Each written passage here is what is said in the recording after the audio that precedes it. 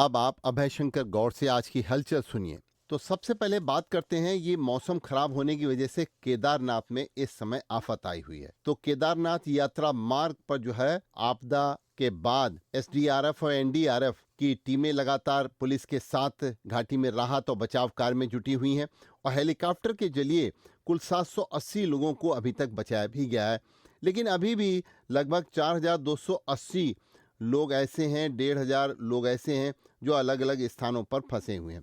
तो बचाव अभियान में मौसम इस समय बाधा बना हुआ है और खराब मौसम की वजह से वायुसेना के जो विमान हैं उनको उड़ान भरने में दिक्कत आ रही है। केदारनाथ मंदिर क्षेत्र के अलावा पैदल मार्ग पर स्थित मीमबली और चीड़बासा में भी अभी 1200 लगभग यात्री फंसे हुए हैं। पैदल मार्ग जगह जगह ध्वस्त होने से ये गौरी कुंड तक नहीं पहुंच पा रहे हैं और राज्य आपातकालीन परिचालन केंद्र के अनुसार लिचौली से सभी यात्रियों को रेस्क्यू कर लिया गया है, यानी कि बचाव कार्य लगातार जारी है। और प्रधानमंत्री नरेंद्र मोदी लगातार उत्तराखंड में इस आपदा के ऊपर स्थिति बनाए हुए नजर रखे हुए हैं और उन्होंने निर्देश भी दिए हैं कि हर तरीके से हर संभव सहायता वहां पर लोगों को पहुंचाई जानी चाहिए। लखनऊ के शुभांशु को नासा अंतरिक्ष स्टेशन अब भेजने की तैयारी है। ये ग्रुप कैप्टन शुभांशु शुक्ला को अंतर्राष्ट्रीय अंतरिक्ष स्टेशन के लिए भारत अमेरिका मिशन पर उड़ान भरने के लिए उनको चुना गया है और भारतीय अंतरिक्ष अनुसंधान इसरो ने इस बात की घोषणा भी की है। तो सुप्रीम कोर्ट ने कल नीट पेपर लीक मामले को लेकर के कहा है कि इसका दायरा व्यापक नहीं था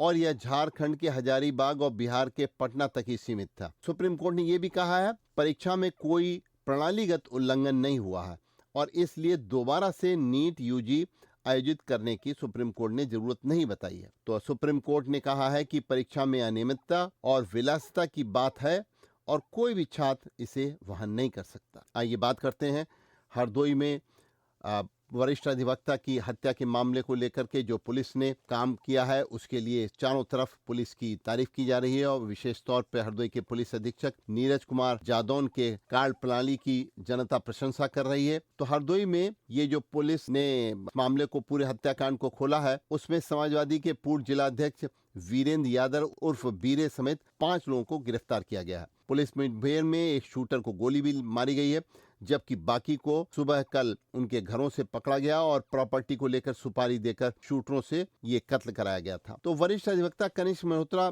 कि 3 दिन पहले, जैसा कि हम आपको बता चुके हैं, कि हमलावरों ने घर में घुसकर उनकी हत्या कर दी थी और कल वारदात का खुलासा करते हुए सवेरे पुलिस अधीक्षक नीरज कुमार जादौन ने प्रेस वार्ता में बताया कि किस तरीके से ये पूरी घटना हुई है और उन्होंने ये भी बताया कि चारों ने 4 लाख रुपए में एक शूटर रामू महावत से डील की थी। रामू ने अपने साथी राम सेवक उर्फ लल्ला, राजवीर व नीरज के साथ मिलकर घटना को अंजाम दिया था। तो इस घटना के ऊपर कल हरदोई की कानून और व्यवस्था के सुधार के बारे में चर्चा करने के लिए रेडियो जागो 90.4 FM में पुलिस अधीक्षक नीरज कुमार जादौन पधारे। उन्होंने इस बारे में रेडियो जागो से वार्ता करते हुए बताया। सर, तो बहुत बहुत धन्यवाद और सभी श्रोताओं को मेरा नमस्कार। मैंने अभी हाल में ही हरदोई में एसपी पद पे ज्वाइन किया है। हाँ, आपका कहना सही है कि आते ही कुछ दिनों बाद ही एक चैलेंजिंग घटना मेरे सामने हुई और उसको खुलासे के लिए हरदोई पुलिस ने बहुत ही अथक मेहनत की, जिसमें पब्लिक का बहुत सहयोग रहा, ख़ास तौर पे बार का सहयोग रहा। उन्होंने पूरी तरीके से हमें जितनी भी हेल्प चाहिए थी डिफरेंट एंगल्स पे वो दी। साथ ही साथ जो यहाँ की मीडिया था उन्होंने भी बहुत सहयोग किया और जो संभ्रांत व्यक्ति थे उन्होंने भी लॉ एंड ऑर्डर मेंटेन करने में पूरी तरह सहयोग किया। उन्होंने विश्वास दिलाया कि हरदोई पुलिस इस केस को खोल सकती है और उन्होंने उनके विश्वास को कायम रखा है। इसके लिए सभी का धन्यवाद। पुलिस अधीक्षक ने बताया कि किस तरीके से जनता अपनी समस्याओं को लेकर के उनके पास आ सकती है, उनका हल पा सकती है। अब अगर वो थाने पे जा रहा है, सबसे पहले तो हम लोगों ने एक तो उत्तर प्रदेश सरकार ने, हमारे डीजीपी सर ने 3-4 साल पहले एक महिला हेल्प डेस्क बनवाई थी। वो लगभग उत्तर प्रदेश के हर थाने में मौजूद है। महिला संबंधी अपराध में वहाँ पे एक महिला कांस्टेबल की ड्यूटी रहती है, वो उनकी शिकायत सुनती है, उनको रिसीविंग देती है। ये सबसे पहला था कि रिसीविंग देने का कॉन्सेप्ट 2020 में शुरू हुआ था, केवल महिला संबंधी अपराध में। उसी को मैंने थोड़ा आगे बढ़ा के हर अपराध में उसको ऐड किया है। तो एक जन सुनवाई हेल्प डेस्क हर थाने पे मौजूद है।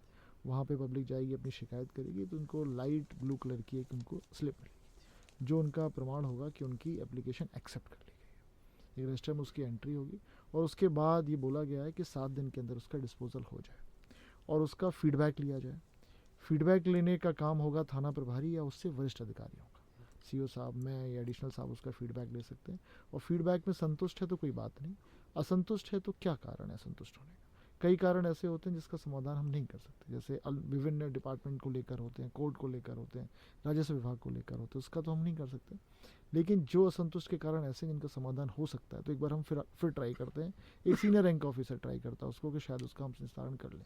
तो ये व्यवस्था बनी हुई और उसके बाद हम उसको वीकली मॉनिटर करते हैं कि किस थाने पे कितनी शिकायतें आई, उन शिकायतों में कितनों का डिस्पोजल हुआ और उसमें संतुष्टि का प्रतिशत क्या है। तो इस तरीके से ओवरऑल धीरे धीरे ये सिस्टम ठीक हो जाएगा और मैक्सिमम लोगों की समस्याओं का समाधान हो जाएगा और बहुत ही समयबद्ध तरीके से हो जाएगा विद इन 7 डेज। तो आइए बात करते हैं SC/ST एक्ट के बारे में। कल इलाहाबाद उच्च न्यायालय ने एक महत्वपूर्ण मामले में इस बात को कहा है कि अगर शिकायतकर्ता अनुसूचित जाति का है और तो विवाद में SC/ST एक्ट लागू नहीं होगा। इस टिप्पणी के साथ हाईकोर्ट ने जालौन जिले में एक टवेरा कार से आल्टो में टक्कर लगने के बाद गाली गलौज हुई और मारपीट के एक मामले में IPC सहित SC/ST एक्ट की धाराओं में इसको पंजीकृत हुआ था केस, उसको लेकर के कार्रवाई उन्होंने रद्द कर दी। इस समय ओलंपिक का दौर चल रहा है और भारत को बड़ी सफलताएं इस बार ओलंपिक में मिल रही हैं लगातार। तो आइए बात करते हैं ओलंपिक के इतिहास में भारत के लिए आज एक और महत्वपूर्ण दिन है, क्योंकि अब तक जो कोई नहीं कर सका वो आज निशानेबाज मनु भाकर कर सकती हैं। मनु ने कल निशानेबाजी में महिलाओं को 25 मीटर पिस्टल स्पर्धा के फाइनल में जगह बनाई उन्होंने, जिससे उनके पास आज ओलंपिक पदकों की महा हैट्रिक लगने का सुनहरा अवसर है। आज तक कोई भी भारतीय खिलाड़ी 3 ओलंपिक पदक नहीं जीत सका है।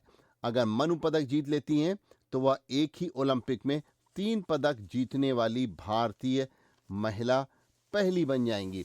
तो ये बहुत बड़ी बात है। तो अभी आप सुन रहे थे अभय शंकर गौड़ से आज की हलचल। सुनते रहिए रेडियो जागो 90.4 FM।